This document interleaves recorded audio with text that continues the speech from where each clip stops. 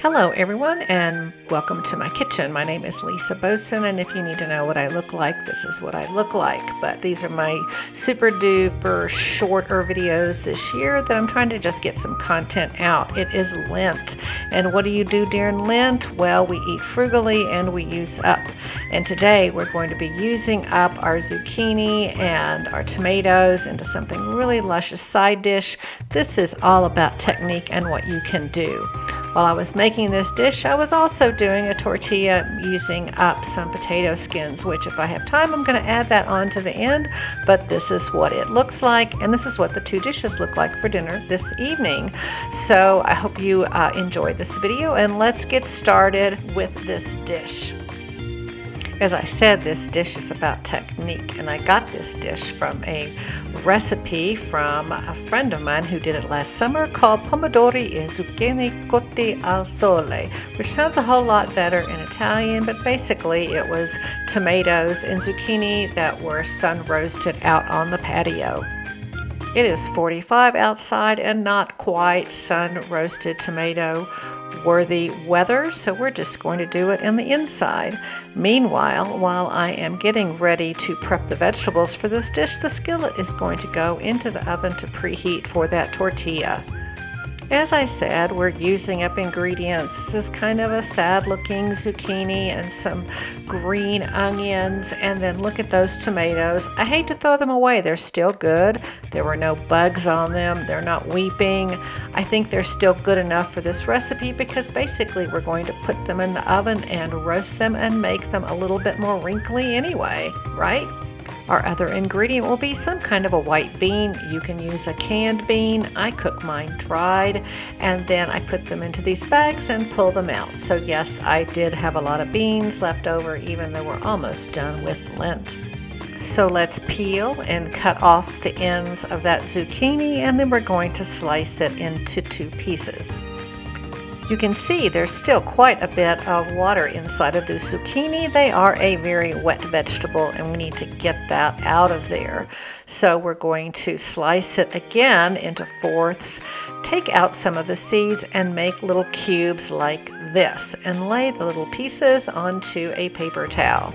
This is a technique you are learning how to sweat a vegetable that can be done for zucchini, eggplant, yellow squash, anything in that family that has a lot of water in it. Sprinkle on some salt, put another paper towel on top, and then let them sit for, about 10 minutes, which is why I was working also on that tortilla. I'm using my Ninja toaster oven for this project. I love this thing. Don't pay attention to the temperature. I'm using 375 degrees. I have two ovens going on at one time, one for that tortilla and then one so that I can roast these tomatoes. So let's take those tomatoes and just cut them in half, add a couple of chopped cloves of garlic, some olive oil, and then spread them onto a piece of aluminum foil. Now I'm using up, so this is kind of a crummy piece of foil that I had in my drawer. So yeah, it's not perfect. Roast those tomatoes for about 10 to 15 minutes. We don't want them to roast until dry. You want them to look about like this.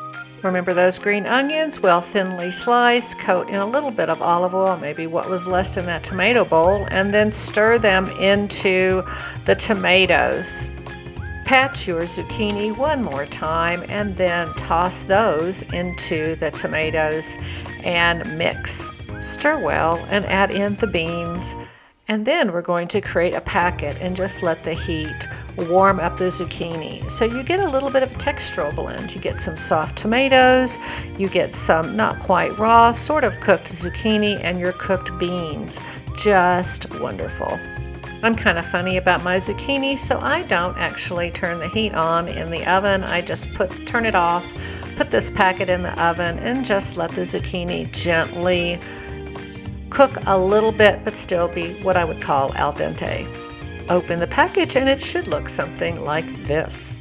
I'm a big believer in using nuts and herbs and seeds and other things to elevate your dish. Gosh, I didn't have any pine nuts in the freezer that were roasted. I was shocked. So I roasted some in a skillet, just very gently. They're very fragile. Don't overcook them or they will get kind of burned super fast. So watch them carefully. Never leave a pine nut unattended on the stovetop. So you may garnish as you wish. I liked some nuts, so we have the pine nuts. I had some breadcrumbs I need to use up in the freezer. Tell you folks, I save everything.